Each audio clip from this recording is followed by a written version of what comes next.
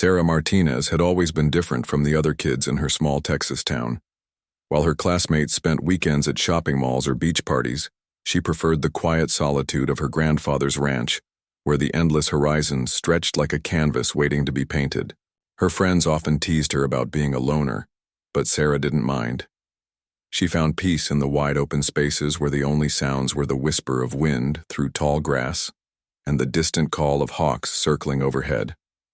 Her grandfather, Miguel, was a weathered man in his 70s who had served in Vietnam before returning home to raise cattle. He rarely spoke about his military days, but Sarah noticed the way his eyes would sometimes grow distant when he cleaned his old hunting rifles in the evening light. The ranch had been in their family for 3 generations, and Miguel had taught Sarah everything about reading the land, understanding weather patterns, and respecting the delicate balance of nature. Sarah's parents, both busy professionals in Austin, often wondered why their daughter preferred spending summers on the dusty ranch instead of attending summer camps or taking European vacations like their friends' children.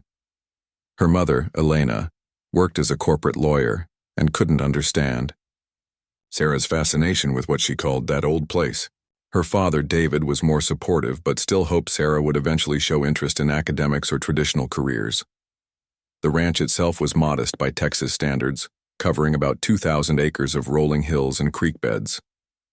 Miguel kept a small herd of cattle and grew hay for winter feed.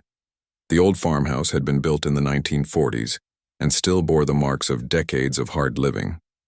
Sarah loved everything about it, from the creaking wooden floors to the wide porch where she would sit with Miguel in the evenings, listening to his stories about the old days. During her junior year of high school, Sarah's grades began to slip. She found herself daydreaming about the ranch during algebra class and counting the days until her next visit.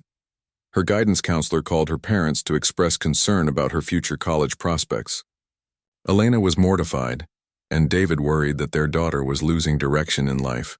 The tension came to a head during a family dinner, when Elena announced that Sarah would be spending the summer at an academic enrichment camp instead of the ranch. Sarah felt her world crashing down. The ranch wasn't just a place to her. It was where she felt most herself, where she could breathe freely and think clearly. That night she called Miguel and tearfully explained the situation. Miguel listened quietly, then said something that surprised her. He told her about a shooting competition that would be held at the county fair in late July. It was an annual event that drew participants from across the state, and the winner would receive a scholarship to Texas A&M University. Miguel had never mentioned it before because he assumed Sarah wouldn't be interested in competitive shooting, but now he wondered if it might be a way for her to show her parents that her time at the ranch had value. Sarah had been shooting with Miguel since she was 12, starting with small targets at close range and gradually working up to longer distances. She had natural steadiness and an intuitive understanding of wind patterns and bullet trajectory. Miguel had always been impressed with her abilities, but he had never pushed her toward competition. He believed shooting was a personal skill, something to be developed quietly and used responsibly. The idea of entering a competition both excited and terrified Sarah. She had never shot in front of crowds or under pressure. All her experience had been in the peaceful solitude of the ranch, where missing a target meant nothing more than trying again. But the scholarship opportunity gave her hope that she might find a way to stay connected to the life she loved, while also satisfying her parents' expectations for her future. Miguel agreed to help her train for the competition, but he warned her that the other participants would be experienced competitors, many of them adults who had been shooting competitively for years. Sarah didn't care about the odds. For the first time in months, she felt a sense of purpose and excitement about something in her future. That spring, Sarah threw herself into her training with Miguel. Every weekend and every day after school that she could manage, she made the 2-hour drive to the ranch. Her parents noticed her improved mood and renewed energy, though they attributed it to her finally accepting the summer camp plan.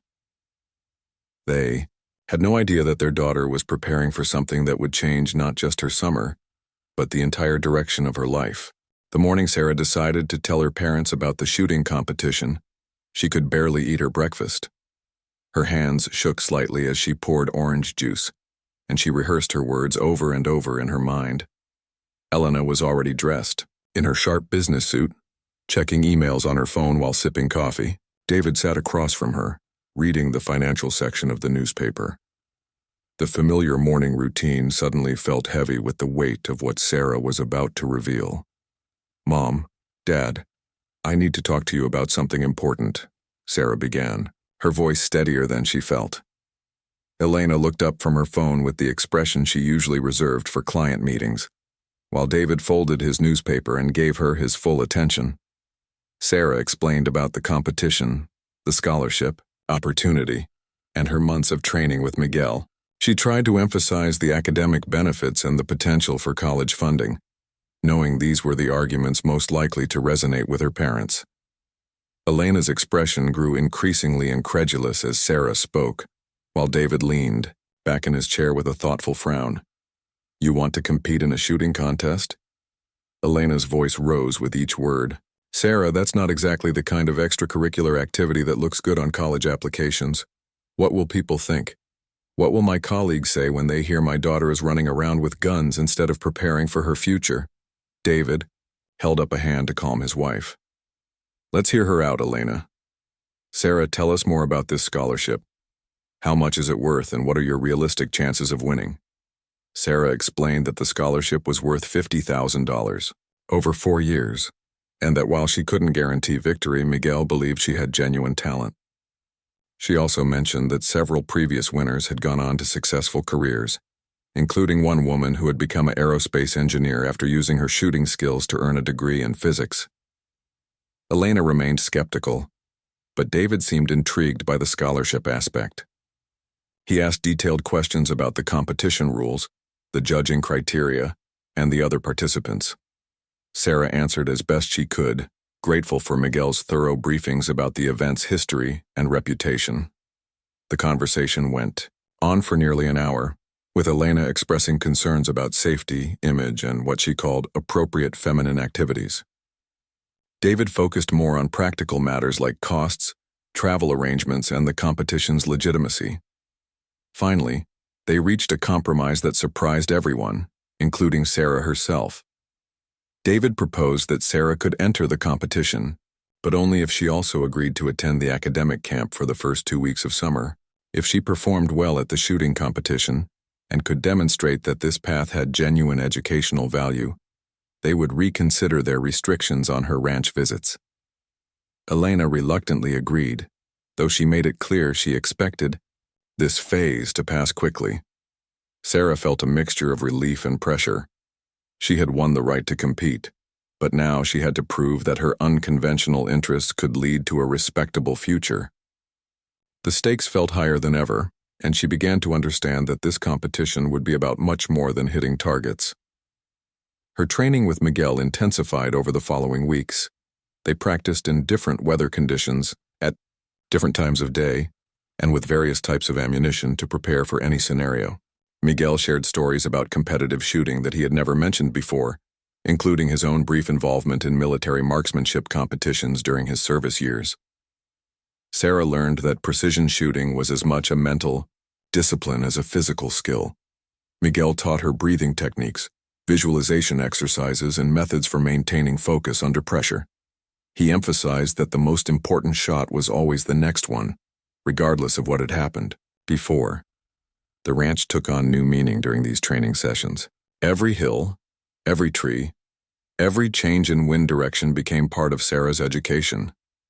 She learned to read subtle shifts in air pressure, to account for temperature variations that could affect bullet trajectory, and to find her natural shooting rhythm regardless of external distractions. As the competition date approached, Sarah felt her confidence growing. She could consistently hit targets at distances that impressed even Miguel, and her shooting had developed a smooth, professional quality.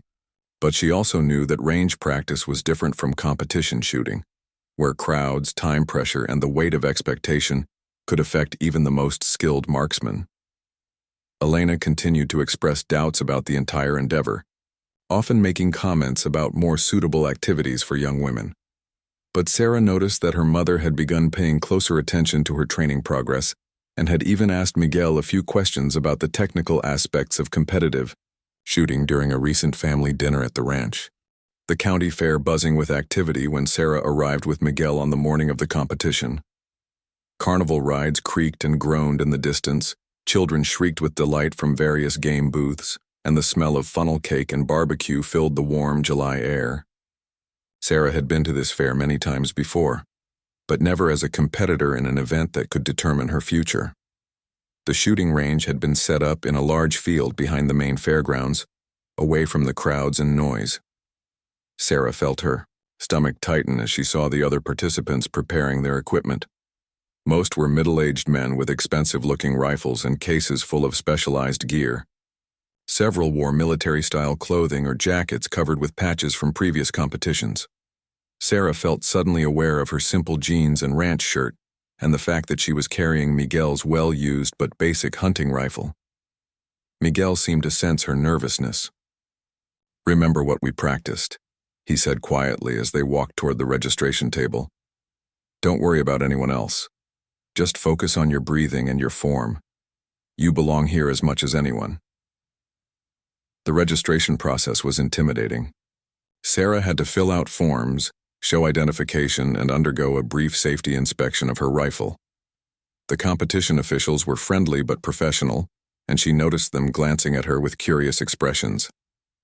She was clearly the youngest participant, and one of only 3 women in the entire field of 37 competitors. As Sarah looked around at the other participants, she overheard several conversations that made her feel even more out of place. Men were discussing their custom-made rifles, specialized ammunition, and years of competition experience.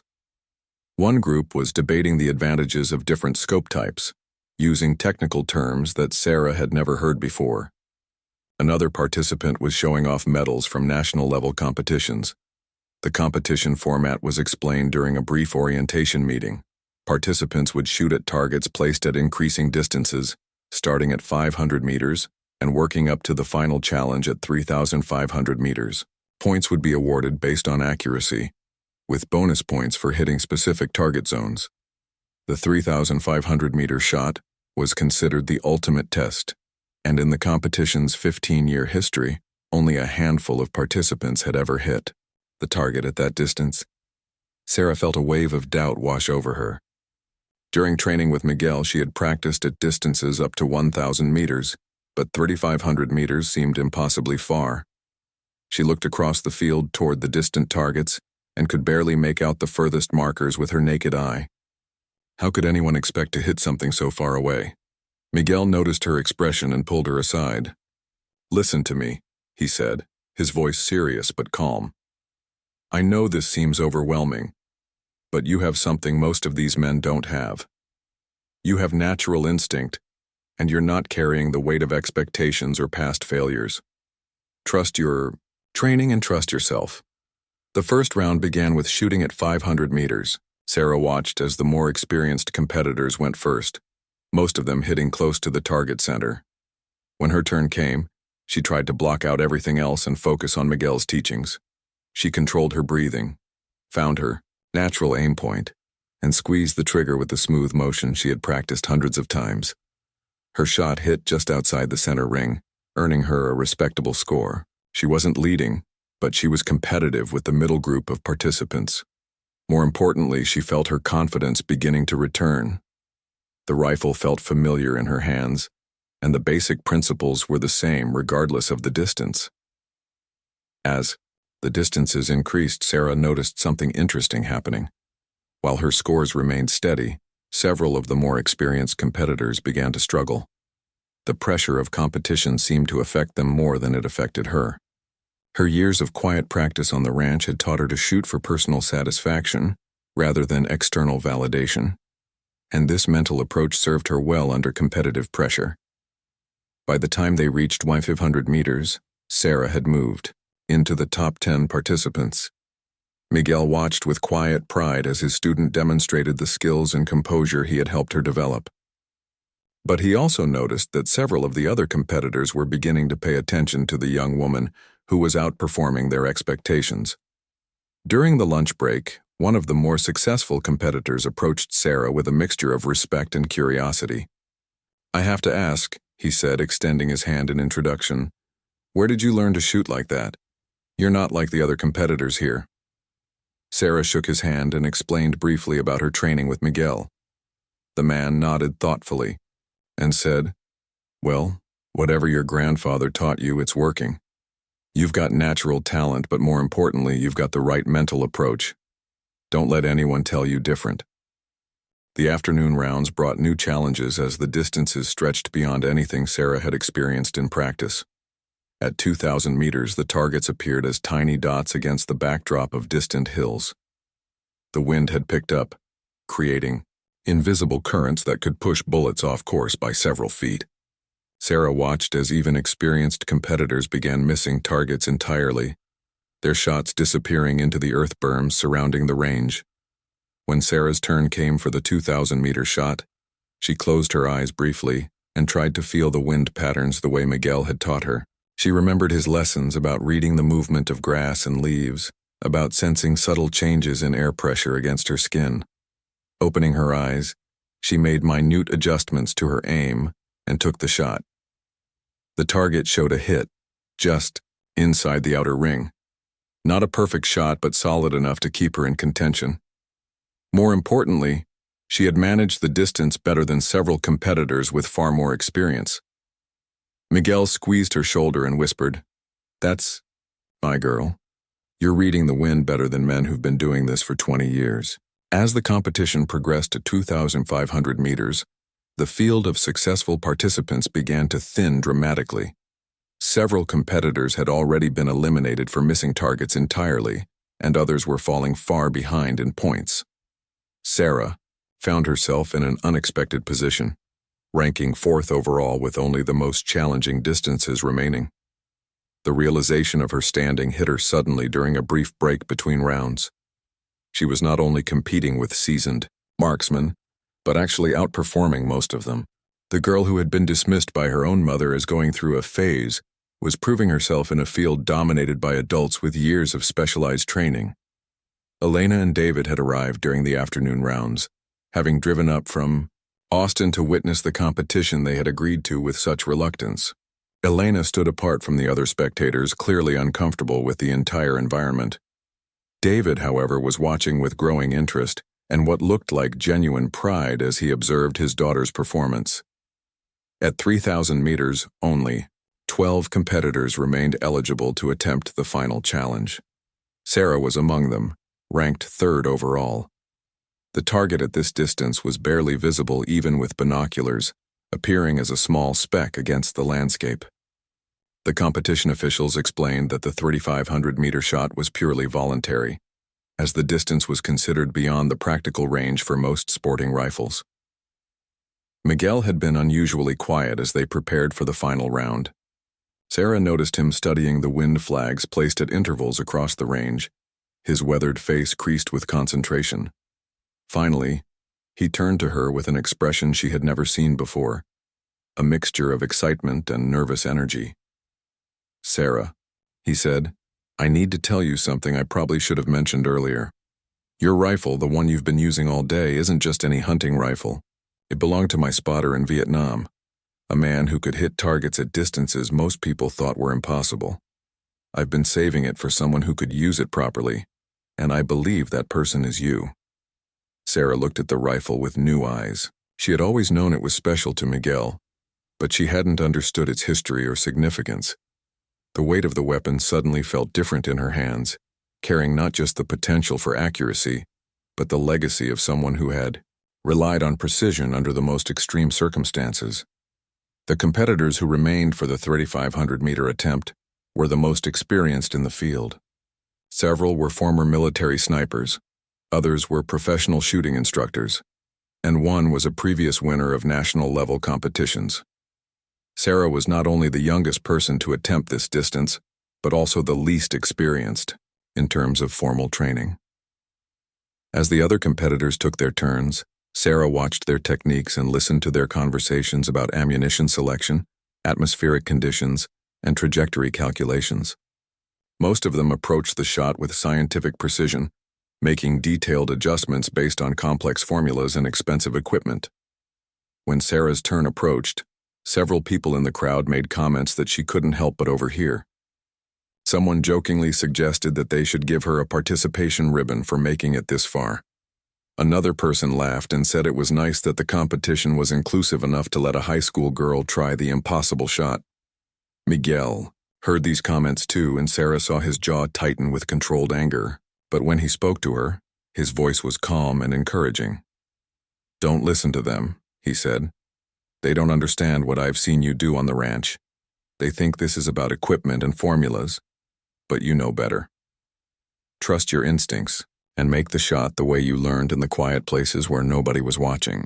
The silence that fell over the range as Sarah stepped up to the firing line was unlike anything she had ever experienced. Even the distant sounds of the county fair seemed to fade away, leaving only the whisper of wind through the grass and the beating of her own heart. The 3,500-meter target was so far away that it disappeared entirely when she looked through her rifle scope, requiring her to aim at a calculated point in empty space. Sarah settled into her shooting position with the deliberate movements Miguel had drilled into her over months of practice. She felt the familiar texture of the rifle stock against her cheek and found her natural point of aim. But this shot was different from anything she had ever attempted. The mathematical calculations alone were staggering, requiring her to account for bullet drop, wind drift, atmospheric pressure, and the rotation of the earth itself.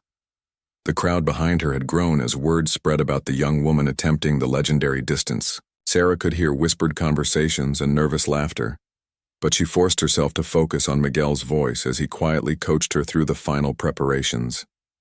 He reminded her of their practice sessions on calm mornings when the wind was still and her shots had found their mark at distances that had seemed impossible just months before.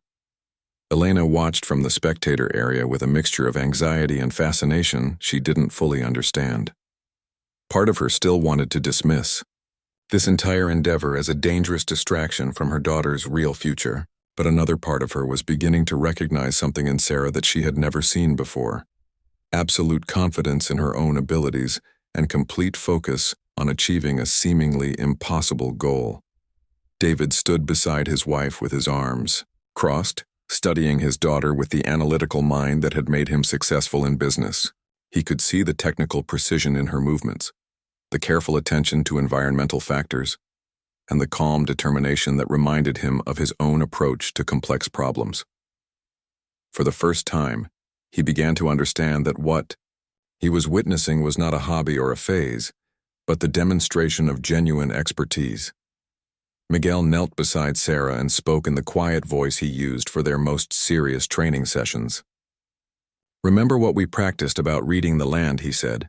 "The wind is going to change direction twice between here and the target because of those hills. Aim for the left edge of where you think the target is, and let the wind bring your bullet back to center." Sarah nodded and settled deeper into her shooting position. She controlled her breathing the way Miguel had taught her, taking several deep breaths to oxygenate her blood and then letting her breathing settle into a natural rhythm. Her finger found the trigger and began applying the gradual pressure that would eventually release the shot. Through her scope, Sarah could see only empty landscape at the distance where her bullet would travel. She had to trust her training, her instincts, and the knowledge that Miguel had passed down from his own experiences in situations where precision meant survival. The rifle seemed to become an extension of her body, and she felt the same quiet confidence that had guided her during countless practice sessions on the ranch. The moment before she took the shot, Sarah experienced something she would later struggle to describe. Time seemed to slow down, and she felt connected to everything around her: the wind patterns, the earth beneath her, the trajectory her bullet would follow through the air. It was as if all her training had led to this single moment of perfect understanding between herself and the natural world. The rifle's report echoed across the range like thunder, and Sarah felt the familiar recoil against her shoulder. But unlike her practice sessions, this shot was followed by complete silence, as everyone waited for the spotters to signal whether she had hit the distant target. The seconds stretched into what felt like minutes as powerful telescopes scanned the area around the 3,500-meter marker. Miguel remained kneeling beside Sarah, his own binoculars trained on the distant target. She could see tension in his shoulders that he was trying to hide, and she realized that this moment meant as much to him as it did to her. He had invested months of careful instruction and decades of accumulated knowledge in preparing her for this shot. Finally, one of the range officials raised his radio and spoke briefly with the spotters positioned near the target. The conversation was too quiet for the crowd to hear, but Sarah watched the official's face change from neutral concentration to obvious surprise. He lowered the radio and turned toward the crowd with an expression of disbelief. "Ladies and gentlemen," he announced, his voice carrying clearly across the suddenly quiet range, "we have a confirmed hit at 3,500 meters. The shooter has struck the target approximately 8 inches from center." The silence that followed his announcement was broken by gasps and excited voices as the crowd realized what had just happened. Several experienced competitors approached to congratulate Sarah, their earlier skepticism replaced by genuine respect and amazement. But Sarah barely heard any of it, still focused on the distant target and trying to process what she had accomplished. The chaos that erupted after the confirmation of Sarah's hit was unlike anything the county fair competition had ever seen. Competitors who had been dismissive hours earlier were suddenly crowding around her, asking questions about her training and technique. Local reporters who had come to cover the fair's general activities quickly realized they were witnessing something extraordinary and began setting up interviews. Miguel stood back and watched the commotion with quiet satisfaction, but Sarah could see tears in his eyes as he observed the recognition his student was receiving. The man who had patiently shared his knowledge during countless quiet afternoons was witnessing the culmination of everything he had tried to teach her about precision, patience, and respect for the craft of marksmanship.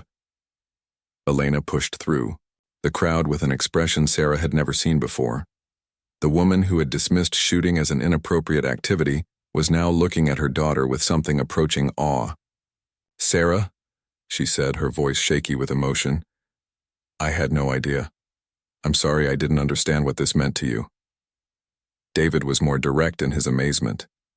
As a man who appreciated technical achievement, he understood immediately that what his daughter had accomplished was extraordinary by any measure. "Do you realize," he asked her, "that you've just done something that most trained military snipers would consider extremely difficult? This isn't just a hobby anymore, Sarah. This is a genuine skill that could open doors we never imagined." The competition officials were busy calculating final scores, but the outcome was already clear. Sarah's successful hit at 3,500 meters, combined with her consistent performance throughout the day, had earned her first place overall. The $50,000 scholarship was hers, but more importantly, she had proven to herself and everyone else that her unconventional path had value and potential. As news of the victory spread beyond the immediate crowd, Sarah began to receive phone calls from people she had never met. A coach from a major university's shooting team called to discuss recruitment possibilities. A representative from a sporting goods company inquired about potential sponsorship opportunities. Most surprisingly, a retired military instructor contacted Miguel to ask about Sarah's availability for specialized training programs. The local newspaper ran a front-page story about Sarah's achievement, with photographs of her at the firing line and quotes from amazed competitors. The headline read, "Local teen achieves impossible shot," and the article detailed not only her victory but also her unconventional training background and future plans. But perhaps the most meaningful recognition came from the other competitors themselves. The man who had introduced himself during the lunch break approached Sarah as the award ceremony concluded. "I've been shooting competitively for 15 years, he said, "and I've never seen anyone with your natural ability and mental composure. Whatever you decide to do with this talent, you're going to be exceptional at it." Miguel's pride was evident as he watched Sarah receive her award, but he also seemed relieved that his faith in her abilities had been vindicated. During the drive back to the ranch that evening, he told her stories about her shooting development that she had never heard before, including his early recognition that she had unusual potential and his careful planning of her training progression. Elena's attitude toward the ranch and Sarah's interests underwent a complete transformation. The woman who had once seen shooting as a waste of time began asking detailed questions about competition opportunities and training requirements. She even inquired about the possibility of attending Sarah's future competitions, something that would have been unthinkable just weeks earlier. Sarah's success opened doors that none of them had anticipated. The scholarship she won was just the beginning. Several universities contacted her about their shooting programs, and she began to understand that competitive marksmanship could provide a foundation for studying fields like physics, engineering, or meteorology that she had never seriously considered. The most important change, however, was in Sarah's understanding of herself and her place in the world. The girl who had once felt awkward and out of step with her peers now possessed unshakable confidence in her abilities. She had learned that excellence could be achieved through dedication and proper instruction, regardless of age or conventional expectations.